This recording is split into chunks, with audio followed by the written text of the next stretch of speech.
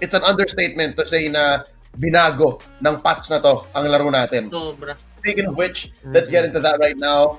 Ang tawag ko sa patch na to, the tank meta, the new tank meta. Thank you very much. 1.6.66. It's very clear na even before this patch sa totoo lang, parang nakikita natin double tank na rin If you count heroes like Uranus, you count heroes like Ruby side lane, you count heroes like Esmeralda, pero ngayon talaga kakaiba This is one of the main examples of that. It's 4 tanks for Blacklist. Although, medyo nalinawan na tayo, right? Because of the discussions over the past few days. Maybe there were some choices that could have been made to make it better. Pero hindi lang naman kasi Blacklist ang gumawa niyan. I think the other teams also drafted very heavy on tanks. Like Bren, you could say na 4 tanks din to, technically. Yes. Technically, Diba, look at that. The Stack build yung Uranus, arena. tank build Karina. Matilda, Yeah, pero medyo Mage.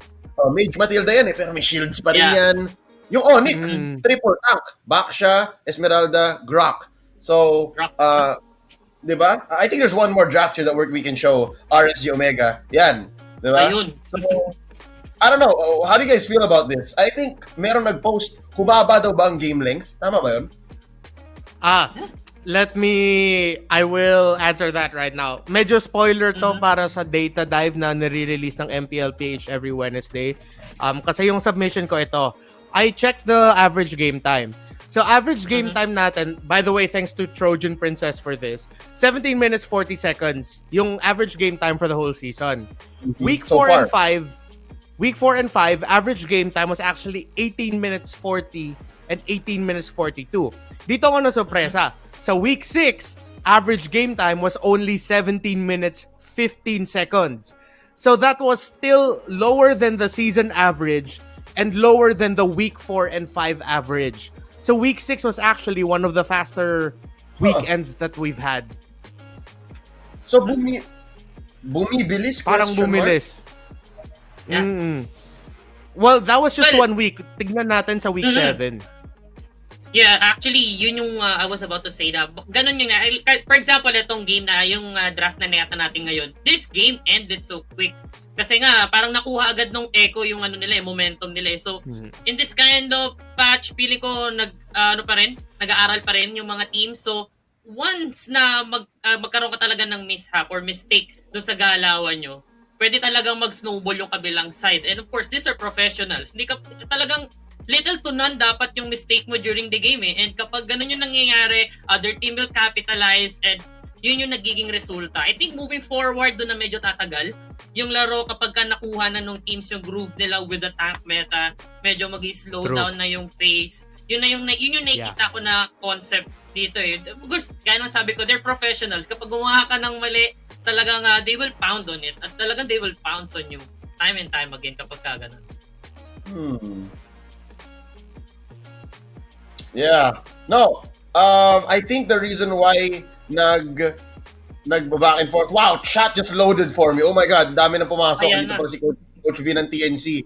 Andito si Nick, si X, Caliber, Alex, si Shane, si Reese. Oh my God, sorry Ano bakit biglang nagla-load lang to? Oo nga, hashtag kailan laban TNC. Okay. So, one, game time's actually a little faster than usual, right? A little faster. Second, we can expect that the teams should, in the near future, make less mistakes. So, you think, I think they both affect each other. Tama bang to assume na dahil lang din bumibili siguro is may mga teams na nag-gets agad yung meta, may mga teams na hindi pa? So, doon nagka-average. Kasi may mga teams na yun nga, ang bilis Yeah, definitely. And that's why I'm waiting to see the average game time ng week 7. Kasi doon talaga natin makakita if just how well it was able to affect the time. Because tama nga din yung sinabi ni GM, there might be some teams na who couldn't adjust yet. Kaya meron din mga outliers na 11-minute games, 12-minute games, 13-minute games. Those are already considered fast now. But I won't be surprised if by week 7, the average game time baka mas lumapit pa sa 19-20 minutes. And the thing that I'm looking for is if teams start drafting more like how Onyx drafted the game against Bren, kung saan it was mostly tanks. But they had a Selena, but Selena is more of like pick-off based, hindi naman siya yung AoE based na mage. And then yung marksman, that game was a game, that lineup was for Marquee on the Moskov para mag-shine. So kung mas maraming team na mag-draft na ganun, parang mas madaming frontliners, marksman yung main mo, main damage dealer mo talaga, hahaba talaga yung mga games. Yeah. And speaking of which, we're talking about pampahaba ng games. That doesn't sound right saying out loud now. Dun sa mga, based on what I remember, personally, based on what I remember, the longest time I've seen is Season 7. Kasi yun yung fresh off of M2 win ng Bren. Parang yun yung pinakaramdaman kong ang lakas ng Pilipinas nun. Kasi all the teams, well, most of the teams, knew what was going on. Yun yung nalala ko yung Exe versus Bren. 30 minutes, 40 minutes, playoffs. I'm afraid that the game will go into that mode. Na baka mangyari yung ganun. Na sa playoffs natin ngayon, baka humabol na yung teams, magets nila lahat na ganito pala maglaro ng tank meta.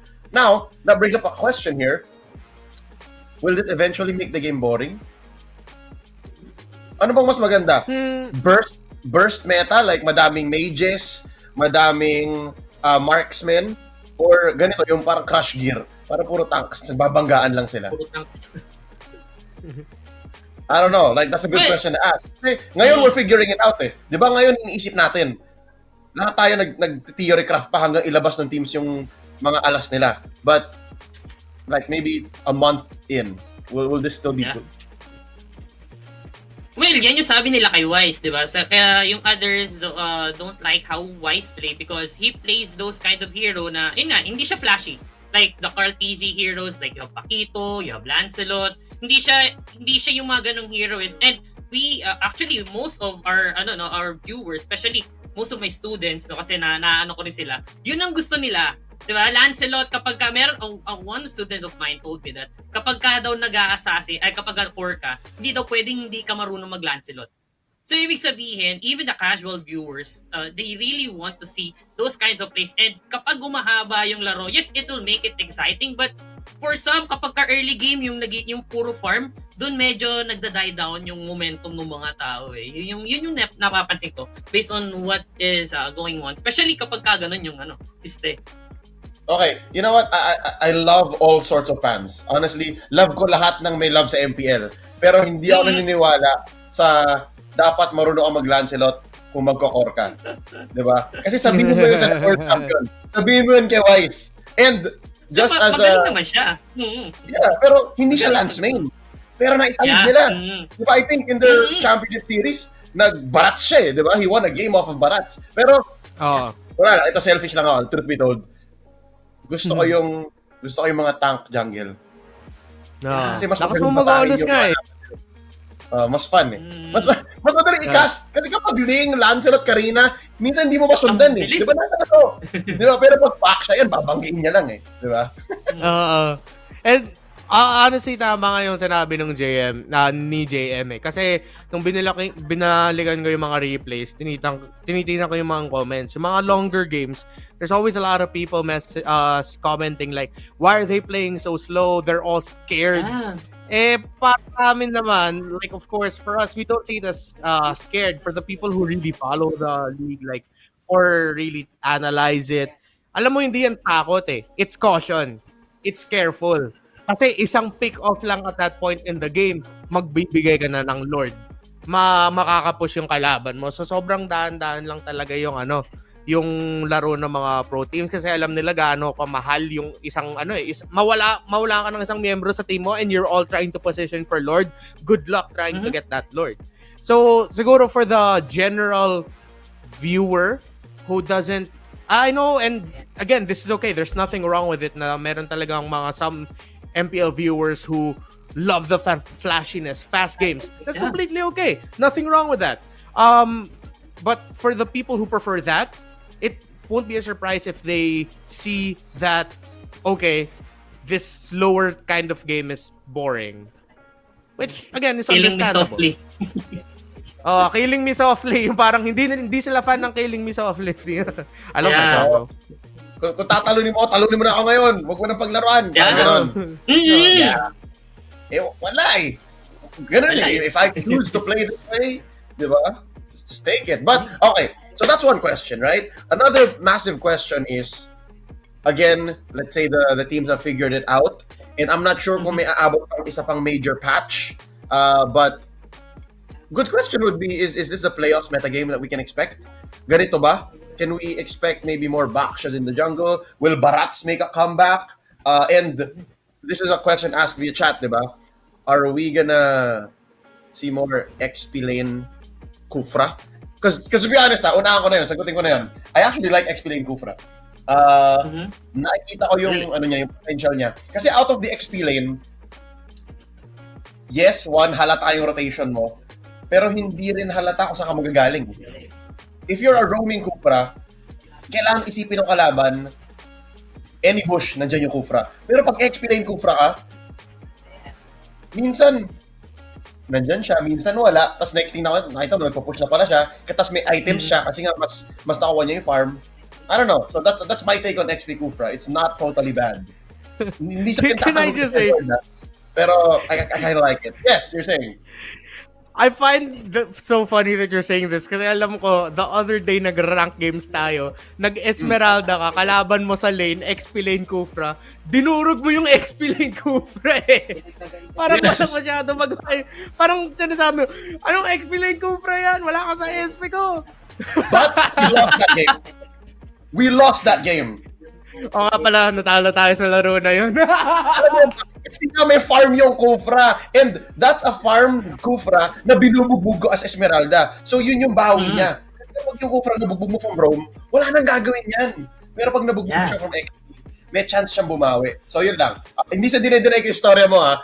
Yes, most laners will beat Kufra, pero may chance mag-comeback yun. But anyways, is it playoff metagame? That's this question. Feel ko hindi naman completely, but maybe by the time the playoffs comes, it's just gonna be an option. Maybe not completely na ito talaga yung dapat itakbo mo, but it's just one of the things. If one team decides to draft this way, okay, let's draft a bit more tanks, and then vice versa. Because I feel like kung paano tayo yung meta nakita natin for the bago mag-patch, it's still there. Actually, that's sort of like the meta now, but then of course we just slight tweaks, slight play style adjustments. I feel like it just adds more sense of, what do I say this? Options, more versatility even, and mas matetest pa yung creativity ng mga team sa pag-draft at sa paglaro. Yeah, actually that is the point, no? Yung dumagdag kasi yung tank. So, ibig sabihin kapag ka nag-draft, isasama mo na yung tank pati doon sa ban. So, it will open things up. It will open a lot of heroes din. Like for example, Selena na hindi natin madalas nakikita, pwedeng ma-open up kasi the tanks will take their spot doon sa banning phases. So, it's more of yung testing nga, yung creativity nila sa drafting, kung paano nila lalaruin. Kasi a lot of heroes can move from the banning phase na papasok doon sa draft dahil doon sa current patch. Yeah. Here's Coach V's take of TNC on XP lane Kufra. Tama. It doesn't meet the qualities that the meta has for go-to XP laners. No. I'm reading between the lines, Coach V. Ikaw, does not meet the qualities that the meta has for go-to XP laners. 2 parts yan. Number 1, doesn't meet the qualities that the meta has. So, current meta pinag-usapan ni Coach V dito. Paano nga kung magkaroon na shift within a month's time? And the second half is go-to XP laners. May die-off na tayo eh. Diba? Slowly, nagkakaroon na rin ng mga iba pang klaseng XP laners. So maybe, hindi naman sa I'm putting words in your mouth, Coach, pero baka may chance. Wala lang. There's a reason it works in ID, right? And Aura has done it in the jungle too. So, baka lang. Tama, may cheese strats na baka paparating mula sa TNC and RSG, sabi ni CDSG. And if I know CDSG for anything, it's medyo insider yan. May alam si CDSG na hindi natin alam. So again, just take what you will. Take what you will, alright? Ang daming information out there. At your service, my name is Leo. Thank you for watching this recall segment. If you want to see more, click like and subscribe to Covenry.